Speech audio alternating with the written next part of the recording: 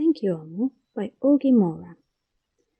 On the corner of First Street and Long Street, on the very top floor, Amu was cooking a thick red stew in a big fat pot for a nice evening meal.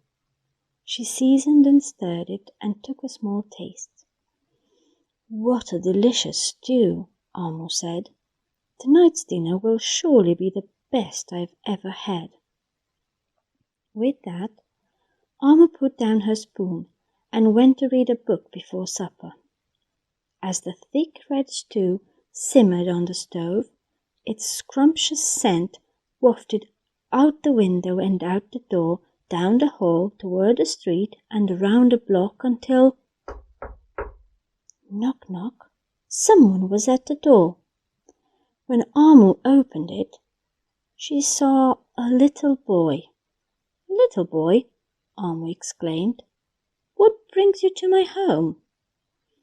"I was playing with my race car down the hall when I smelled the most delicious smell," the little boy replied. "What is it?" "Thick red stew."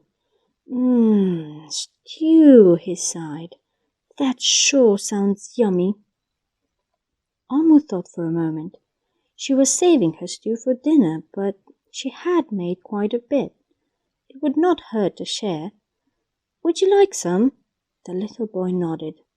And so Amu spooned out some thick red stew from the big fat pot for her nice evening meal. "Thank you, Amu," the little boy said, and went on his way. With that, Amu closed the door and went back to her book. As she read, her thick red stew's scrumptious scent wafted out the window and out the door, down the hall toward the street and round the block until someone was at the door. When Amu opened the door, this time she saw a police officer. "Miss Police Officer," Amu exclaimed, "what brings you to my home?" "I was on duty down the street when I smelled the most delicious smell," Miss Police Officer replied.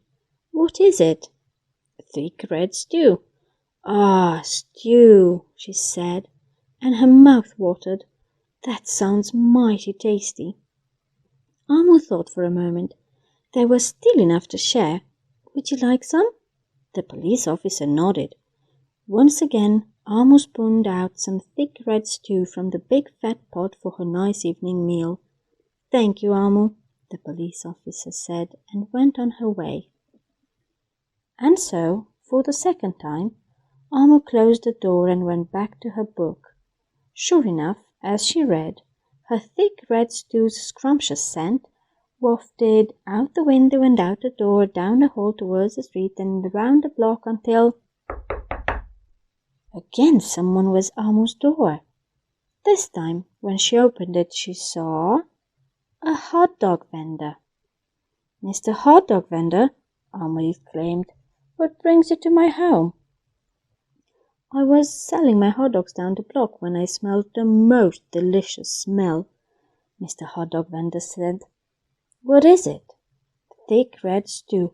"Oh, stew!" The vendor licked his lips. "That sounds quite delectable." So Amu spooned out some thick red stew from the big fat pot for her nice evening meal. "Thank you, Amu," the hot dog vendor said, and went on his way. Throughout the day, people from all across the neighborhood knocked on Amu's door. She fed a shop owner, a cab driver, a doctor, an actor, a lawyer, a dancer, a baker, an artist, a singer, an athlete, a bus driver, a construction worker. Even the mayor stopped by. And each time they knocked, Amu shared. Soon the sky darkened, the streetlights brightened, and it was finally time for dinner. But when Amu opened her big fat pot of thick red stew for her nice evening meal, it was empty. Amu sniffled. "There goes the best dinner I ever had." Sorry and blue, she sat at the table with her empty pot until knock, knock, knock. "Knock, knock, knock!" Who could that be? Alma wondered. When she opened her door, she saw the little boy, the police officer, the hot dog vendor, the shop owner, the cab driver, the doctor, the actor, the lawyer, the dancer, the baker. Why, everyone she fed today was at her door. Oh, I'm sorry, everyone, Alma sighed. My thick red stew is all gone. I have nothing left to share. The little boy tugged at Alma's sleeve. Don't worry, Alma. We're not here to ask. We are here to give. The police officer carried in a fresh salad. The mayor entered with a roast chicken. The baker brought a collection of sweet goodies. Even the little boy presented Alma with something special in a shiny red envelope. Everyone who had knocked on Alma's door that day squeezed inside her tiny apartment, and together they ate, danced, and celebrated. While Alma's big fat pot of thick red stew was empty, her heart was full of happiness and love. That dinner was the best she had ever had.